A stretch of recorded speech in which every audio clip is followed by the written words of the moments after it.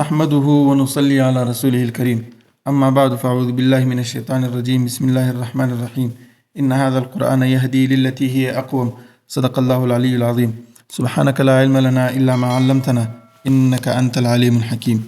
په تیرو آیاتو کې د غزوه بدر بعد چې حضور صلی الله علیه وسلم يهودیانو لرالی د اسلام دعوت ورکي نو يهودیانو ورته ویلي چې تا د مکې به تجربه خلکو ته شکست ورکي په نپریو په مال کې ما نه دي سره پر اصله او شی نو پر استاد خیال دی چر څوک به دا غرنګي مجله چې دا سوچ باندې رانسي ته خو موږ ته یو قسم پر موږ د زړه دغه مکې د جنگ سره پر موږ زړه پیدا کوي.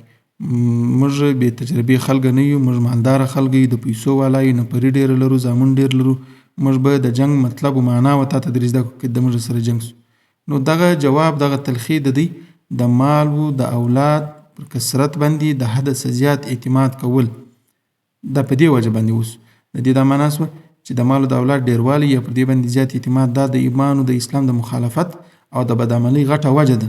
په دا وجه باندې الله جل شانو وس د هغه آیاتو د هغه تفصیل بعد د دنیا د محبت دغه اړخ په ډیر شایسته مختصره جامع انداز کې بیانې او بیا برته د جنت ترغیب او خپل بندگانو تور کی. راځو آیاتونه د سوره ال عمران د 28 نمبر صفحه په سوره ال عمران کې دویم رکوع ده د قرآن مجید 28 نمبر صفحه ده. په دې کې د لاندې خاصه شپږمه لیکه ده. شپږمه لیکه کې د آیات شروع کیږي ورته ګوري. أعوذ بالله من الشيطان الرجيم زين للناس حب الشهوات من النساء والبنين والقناطير المقنطرة من الذهب والفضة والخيل المسومة والأنعام والحرث ذلك متاع الحياة الدنيا والله عنده حسن المآب قل أنبئكم بخير من ذلكم للذين اتقوا عند ربهم جنات تجري من تحتها الأنهار خالدين فيها وأزواج مطهرة ورضوان من الله والله بصير بالعباد الذين يقولون ربنا إننا آمنا فاغفر لنا ذنوبنا وقنا عذاب النار الصابرين والصادقين والقانتين والمنفقين والمستغفرين بالأسحار. زين شایسته کړل سوی دی للناس د خلکو د پاره حب الشهوات د شهوات چې کوم شان ته د هوا کیږي دغه محبت یعنی د چشي د شذو محبت من النساء د شذو والبنین د زامنو والقناطیر المقنطره او کوټي راجم کړل سوی من الذهب والفضه د سره زرو د سپینو زرو والخيل المسومه او د غل سوی نشاندار آسان والانعام والحرث او دارنګ حیوانان او کشت کرونده د غل سوی آسان د معنی چې دا کم نسلی آسان دي دغه په تندې کې سپین ټکی دغه مطلب دی او بل دا دی چې پر دغه آسانو به عربو یو قسم نشان لګاوي یو خاص رنگ به پرکاوي چې بیا معلومداري نو دغه مراد دی. والانعام والحرث د حیوانان پسونه وزي ګامي شي غواوي دغه شي کشت کر والحرث کشت کرونده ذلك متاع الحیات الدنیا. الله جل شانو فرمایي وای دا چې د دنیا د زندگی چلاو سامان دی والله عنده حسن المآب د الله سره چې دی بهترینه ټکانه ده.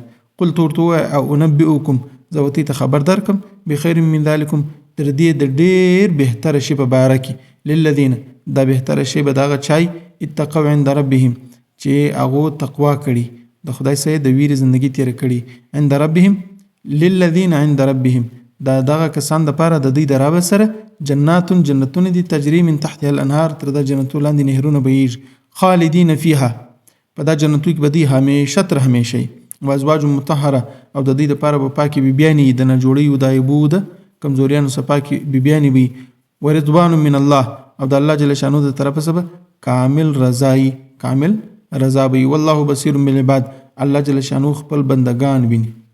الذين دا هغه کسان دي دا چې د خدای سره د ویری زندگی تیری دغه صفت بیانې یقولون دی وای ربنا از مجرب اننا آمنا بشک موږ ایمان راوړي فغفر لنا ذنوبنا تزمج ګناوي وس موږ له وبخښه وقنا عذاب النار او موږ د جهنم د ور سبا چوک. الصابرین د دې بل صفت دا چې صبر کوونکي او صادقین او د رښتیا وایونکي والقانتین او د عاجزی او فرمانبرداری کوونکي والمنفقین او د خرڅه کوونکي مالګارونکي والمستغفرین او د پر خپل ګناو باندې بخښش طلبونکي بالاسحار د سحر په وخت کې یعنی د پیشلمي په وخت کې. د دې آیاتو ترجمه خو وسوله وسې راځو یو څه تفسیر له. اول خبر خدا ده چې د دنیا سره د انسان تعلق دا ختمېدلی نشي. د انسان د دنیا سره تعلق چې دی دا د ضرورت دی. انسان چاره نه لري، انسان د دنیا د ضرورتو، د دنیا د کارو، د دنیا د اړولو څه چاره نه لري انسان. ولی د دنیا زندگی چې ده هغه چې انسان تیروي نو دغه دپاره خو څه اسباب غواړي. د هغه اسبابو نوم دغه دی چې الله جل شانو په قرآن مجید کې ذکر کړل، دا ګرد د دنیا اسباب دي. نو اوس د دې شانو سره به د انسان تعلق پر محبت پر بنیاد باندې نه د دا د ښکاره کولو دپاره د اسلام او د قرآن رهنمایي دا د انسان د دنیا او د آخرت د کامیابۍ ذریعه ده. ګوره د انسان چې دی د دنیا سره تعلق د ضرورت تر حده پورې که چیرې دغه د عشق تر درجې پورې ورسېدی، د محبت تر درجې پورې ورسېدی، بس دا تاوان دی. امام غزالی رحمت الله علیه ذکر کړی دی چې دا د دنیا محبت دا رنګه دی لکه چا سره یو زورور آس پر سیده لار باندې روان دی، بیا په یو تنګه کوڅه وګرځېدی، یو وار خو به ګسه دا کوڅې ته پرېږدې نه، که در څه ولاړې دا کوڅې له په شروع کې به راګرځې، که په کوڅه ننواتې تر یو ځای ځان کې ورسوې بیا ته راګرځې په تنګه کوڅه کې بیا د آس نه راګرځي، بیا د آس خامخا وځي پر دغه لار باندې. او که دې چیرې زور ورسره وکړي تا به هم خوښ کړي ځان به هم خوښ کړي، او که دې زور نه کړي ورسره ودی پر دغه لار روان دی راګرځي نه وسې مخې ګه سره چپه کېږي نه په دې خوا باندې. دا د دنیا چې کومه زندگی ده د دې سره چې د انسان تعلق دی دا د ضرورت پر بنیاد دی. دا تعلق که چیرې تر خپل حد راتیر سو، محبت تر عشقه پورې راورسېدی نو دا بیا د آس دی، دا آس چې په تنګه ګلۍ ننواتي بس دا بیا انسان غرق کوي، دا بیا انسان تباه کوي. تر دغه ځایه پورې به انسان د دنیا سره ځان نه رسي. په دغه وجه باندې د نبی کریم صلی الله علیه وسلم حدیث دی حب الدنیا رأس کل خطیئه، د دنیا محبت چې دی د دنیا د هر ګناه، د دنیا د زندگی د هر ګناه بنیاد دغه د دنیا محبت دی. او دا محبت چې حاصلیږي نو اول وار انسان واده و زندگی سره سموي، بیا دغه بعد اولاد دی، بیا چې اولاد پس ورالي بس بیا نه پس لګیایي، دولت ډېره وه او حیوانان ډېره وه او کښت کرونده ډېره وه، بس بیا په لپس پسیس پر دغه ترتیب باندې الله جل شانو ذکر کړي دي. او د دې آیاتو څخه دا معلومیږي الله جل شانو وایي چې ښایسته کړل سوي دي د انسان دپاره. مطلب یې دا دی چې طبیعي و فطري طور و انسان ته په زړه کې الله جل شانو د دنیا یو څه قدرې محبت په زړه کې ورچولی دي. اوس په دې کې څه وجه ده چې د انسان په زړه کې دغه محبت ور واچوي چې دونه تاواني شی دی، بیا نو انسان ته ولې ورکاوي؟ مفسرین وایي چې د دې په زړه او حکمتونه کېدلی سي.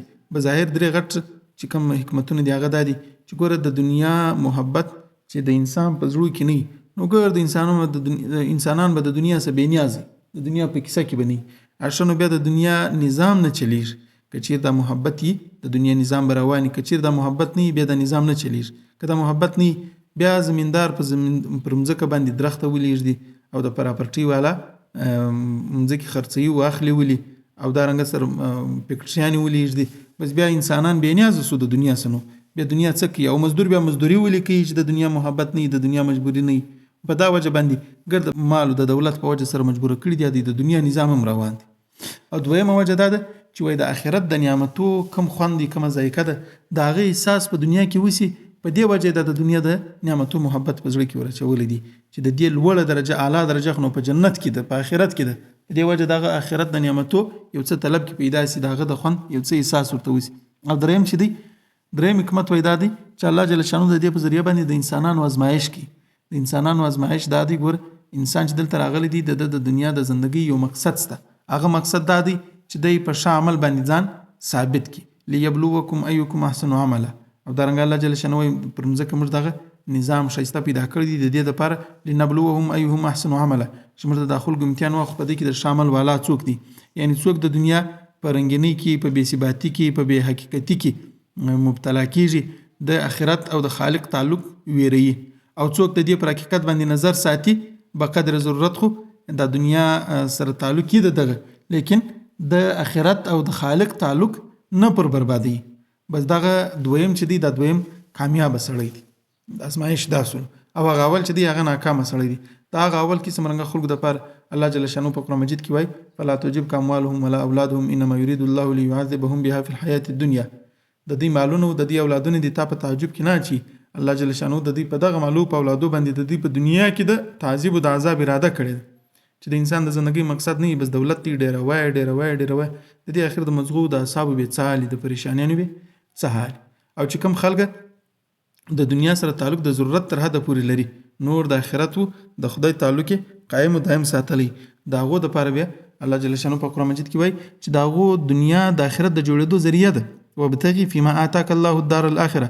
الله چې وتا ته کم مال او دولت او استطاعت او حیثیت تر کړی دی په دنیا کې، په دې باندې ته ولټوه الدار الاخره د آخرت کور د آخرت کور په جوړیږي په دنیا باندې. نو د دارنګه خلکو دنیا چې ده په نیکو کارو کې معین او مددګار ده.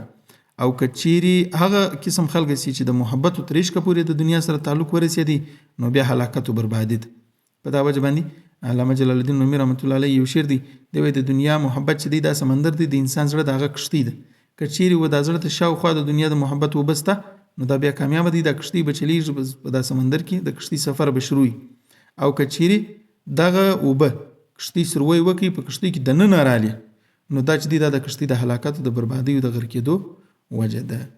نو د دنیا د محبت دغه منفي اړخ په ډېر ښایسته انداز باندې الله جل شانو ذکر کړی دی. ورته ګوري زوین للناس ښایسته کړل شوی دی د خلکو دپاره حب الشهوات د شهواتو محبت. شهوات چې د انسان هوا ورته کېږي هغه شان یعنی چیش دی هغه من النساء ښځې دي والبنین زامن دي والقناطیر المقنطرة را جمع کړل شوي را کوټه کړل شوي کوټې من الذهب والفضة د سره زرو د سپین زر.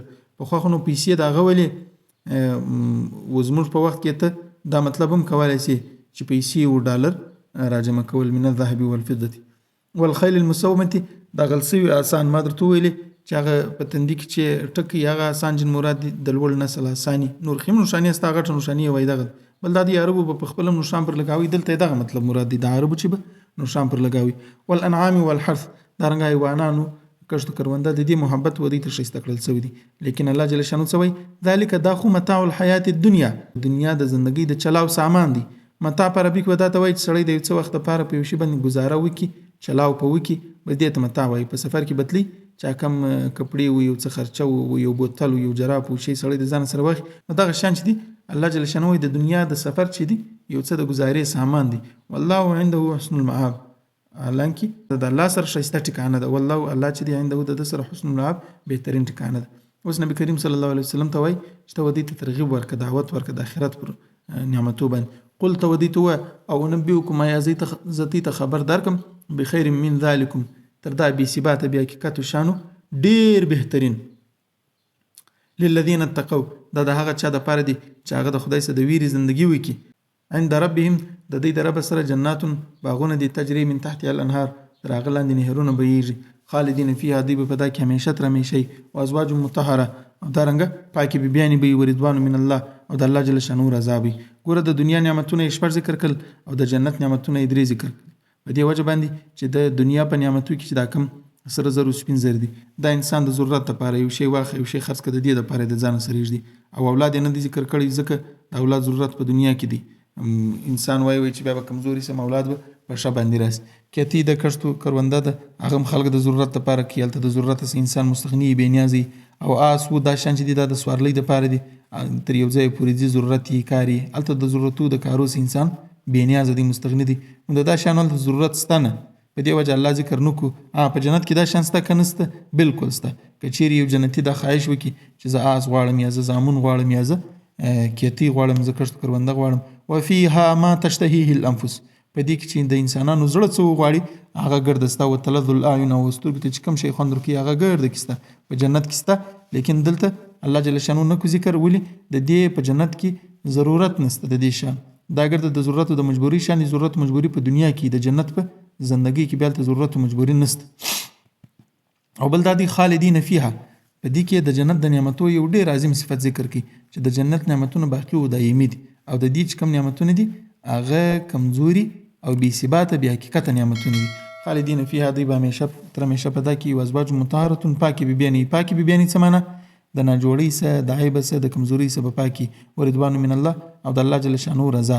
الله جل شانو به په آخر کې د خپل رضا اعلان و جنتیان ته وکړي چې جنتیان په تمامو نعمتو باندې مطمئن شي د هغه باندې به الله پوښتنه جن وکړي دوی به خرڅ دې راکړو نور نو چی غواړو بیا به الله خپل دیدار ورته وکړي بیا به د هغه باندې ودې ته وایي چې زه دننه باندې د تې څه ګسه نه ناراضه کېږم زه د تې څه اوس همیش تر همیش زه د تې څه راضي یم. دغه ازمایش اوس تې ووتلاست چې دا به الله ناراضه سي دا مې ګناه وکړه داسې اوس د دا تکلیف څه تې ووتلاست ورضوان من الله والله بصیر بالعباد. الله جل شانو چې دی پر خپلو بندګانو باندې نظر ساتونکی دی. الذین یقولون دا چې کوم کسان نیکان دي د هغو بل صفت بیانوي د هغه دي چې دی وایي ربنا ای زموږ پروردګاره اننا آمنا موږ ایمان راوړي فاغفر لنا ذنوبنا نو ته زموږ ګناوې راوبخښ ګوره ایمان مې راوړی اوس نو ته زموږ ګناوې راوبخښه. د دې دا معنا چې دا خپل ایمان د خدای په حضور کې وسیله کوي. دا ایمان د خدای په حضور کې نیک اعمال د خدای په حضور کې وسیلې کول جایز دی او پکار دی چې انسان یې وکړي. او بل دا ده چې د ایمان سره یې دستي د مغفرت طلب وکړي. مفسرین وایي دا په دا وجه باندې چې د انسان د ګناو د بخښلو په مخ کې غټ رکاوټ بې ایماني ده چې ایمان یې نه راوړي. چې ایمان یې راوړي بس بیا د مغفرت لار خلاصه سوله. او بل دا دی چې د ایمان سره سم د مغفرت دعا وکړه. د دې دا معنا ده چې د ایمانو د دعا د ایمانو د ګناو د بخښلو دعا د دې تعلق دی سره چې څونه انسان ایمان مضبوط وي دغونه به د خدای په مخ کې خپل ځان بې حیثیت او د خدای به ځان مجرم بولي د ګناو معافي به غواړي. او چې څونه انسان د ګناو معافي غواړي دغونه به ایمان مضبوط شي. دا دوه سره تړلي دي. په ایمان باندې د انسان د دعا کیفیت ډیریږي. چې دعا ډیره سي دا د انسان د ایمان د مضبوطېدو نښانه ده. فاغفر لنا ذنوبنا ته زموږ ګناه وبخښه وقنا عذاب النار موږ د جهنم د اور څخه بچاو کړه. الصابرین دی صبر کوونکي دا نور صفات دي. والصادقین دی رښتیا ویونکي. رښتیا ویل ډیر غټ صفت دی د مؤمن او د نیک مؤمن. د نبی کریم صلی الله علیه وسلم صحابي پوښتنه وکړه د الله رسول مؤمن بزدل هم کېدلی شي؟ نبی کریم صلی الله علیه وسلم ورته ویل چې وکه مؤمن بزدل هم کېدلی شي. بیا هغه پوښتنه وکړه چې مؤمن بخیل هم کېدلی شي؟ نبی کریم صلی الله علیه وسلم جواب ورکړي چې مؤمن بخیل هم کېدلی شي. بیا هغه پوښتنه وکړه د الله رسول مؤمن دروغجن کېدلی شي؟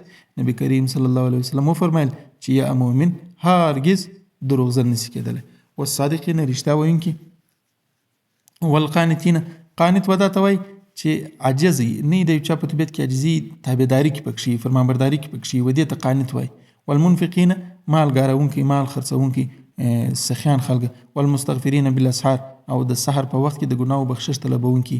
د دې څه معلومیږي چې د سحر په وخت کې د پیشلمي په وخت کې د ګناو معافي طلبول استغفار ډیر ویل د دې ډیر غټ فضیلت دی. په نور آیاتو کې هم دا ذکر شوی دی او دا د نبی کریم صلی الله علیه وسلم مستقل مستمر عادت مبارک او همیشه نبی علیه السلام دا عادت مبارک درلودي.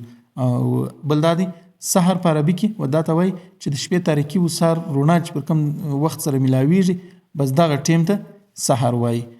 په اسمان کې چې د سړي څو ټیم نظر وکړي بس بیا په خپله دا تجربه کېږي. الله جل شانه دې د عمل کولو توفیق راکړي.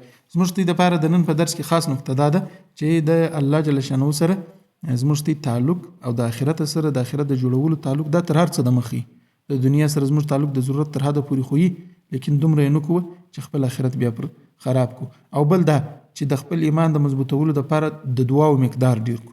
دعا ډیره وغواړو خاص د ګناو د بخشش دعاګانې ډیرې وغواړو. سبحان ربك رب العزة عما يصفون وسلام على المرسلين والحمد لله رب العالمين.